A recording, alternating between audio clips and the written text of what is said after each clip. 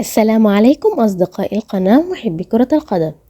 أقدم لكم في هذا المقطع موعد مباراة القمة بين الأهلي والزمالك في إطار الجولة رقم 15 ضمن منافسات الدوري المصري الممتاز 2024-2025. بداية نصلي على سيدنا محمد عليه أفضل الصلاة والسلام، وما تنسوش الاشتراك في القناة وتفعيل زر الجرس ليصلكم كل جديد من مواعيد المباريات العربية والعالمية. فلنبدأ.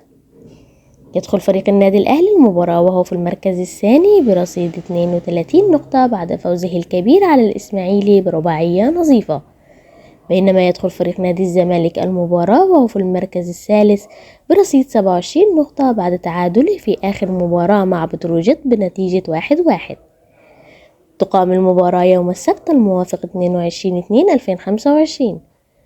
تبدأ المباراة الساعة 7 مساء بتوقيت مصر والسودان وليبيا، وفي تمام الساعة 8 مساء بتوقيت السعودية وفلسطين، وفي تمام الساعة 9 مساء بتوقيت الإمارات وعمان، وفي تمام الساعة 6 مساء بتوقيت تونس والجزائر والمغرب.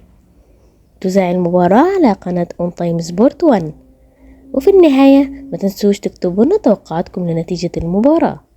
شكرا لكم، والسلام عليكم ورحمة الله وبركاته.